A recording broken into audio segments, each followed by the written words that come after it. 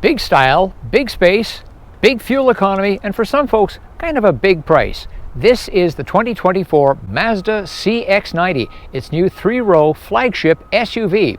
I like it. Get in, it's time for Family Wheels.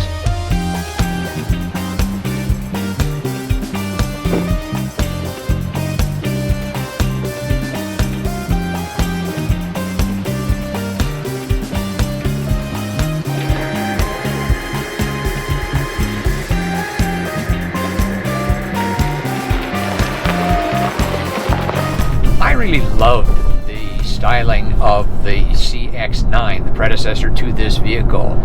This one is more smoothed out. The front end looks a little more, shall we say, Mercedes-like in the grille. Very smooth, rounded contours down the side. The CX-90 is a redesign on the CX-9. However, under the hood of the PHEV version, we do have Mazda's trusty 2.5-liter turbocharged 4-cylinder engine, and a very good power plant it is indeed.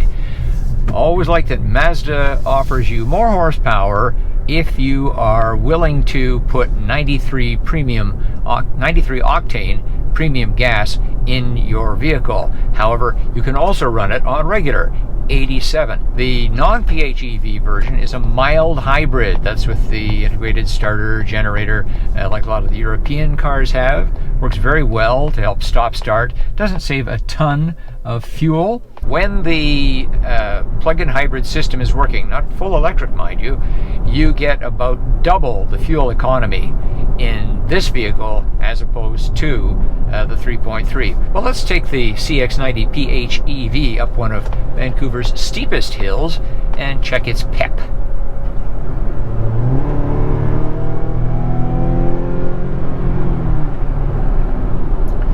Well, you can really hear the little 4-cylinder, the 2.5-liter turbo 4 working, but sounds exactly like every other Mazda 2.5-liter 4-cylinder turbo, which is a fine engine.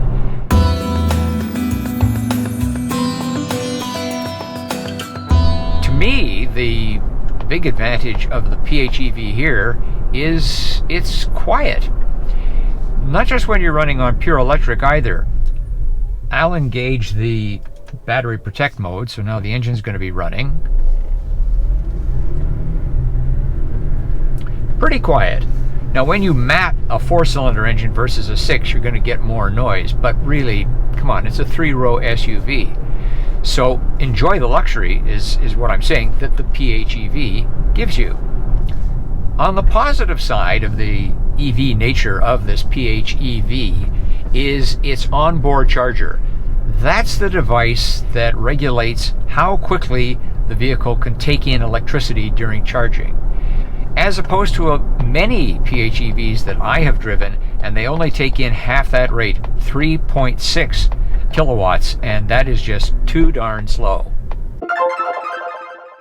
We're talking about 42 kilometers is the specified range, 26 miles, and unless you're just doing a few errands in a day, picking up a kid here, dropping off a kid there, shopping for this or that, you're not going to get that all on EV. Right, just 42 kilometers. Although when I charged this up full, it said 47.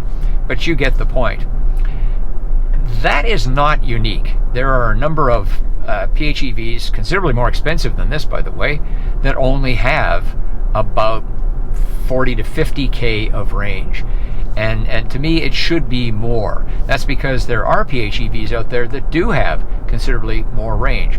One thing about the CX-90 that really took some getting used to is the shift pattern. Park is up and to the left, so you hit the button, go into reverse, and then down. That's fine. However, when it comes time to park the vehicle, you go up into reverse, and then you have to go over to park. And it could lead to some people, I think, leaving the vehicle in reverse and thinking that they are in park. Of course, they'll get warnings of that, so it's just something a buyer's going to have to get used to. Well, one doesn't expect a lot of handling out of a 3-row, but this is a Mazda, so let's take an off-ramp and see how it performs.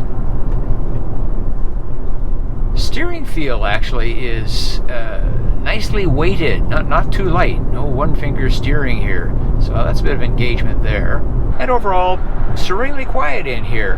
thanks in part to being a hybrid or plug-in hybrid.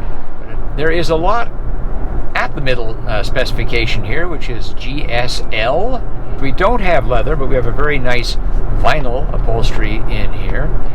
And we do have a panoramic moonroof. All the USBs you could want.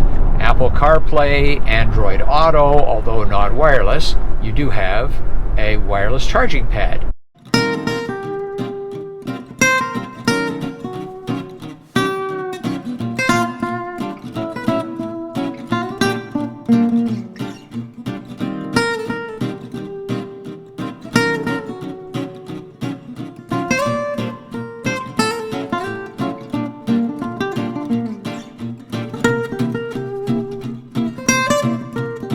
The CX-90 passes our child seat test only just. Behind me, the kind of child seat that takes up the most room, rear facing. Up front, there is enough room between my knees and the glove box door. Just. I've readjusted the front passenger seat for me. I'm 5 feet 11 inches tall, 180 centimeters, and here in the back seat I've got plenty of room. Second row seats, captain's chairs, are adjustable fore and aft as well as for rake. Also, we have a complete set of HVAC controls back here and 2 USB ports as well. Heated seats not at this level, that's one spec above. Here in the third row we have a tiny bit more room, leg room that is, than the previous CX-9, and I'm talking about less than 1 inch. Nonetheless, I am able to fit. Wouldn't want to sit back here for a long ride. This is pretty low, so the knees are high and you don't catch a lot of the cushion underneath.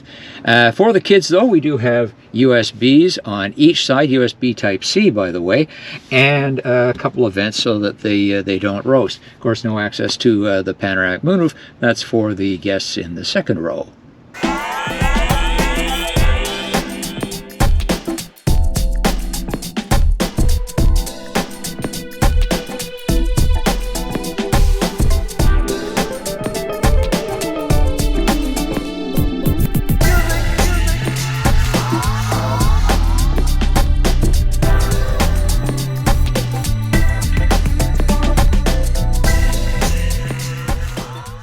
That's our look at the 2024 Mazda CX-90, the PHEV version. What do you think? Leave a comment. As always, thanks for watching, thanks for liking, and thanks for subscribing. I'm Richard Detman, and I'll see you next time on Family Wheels.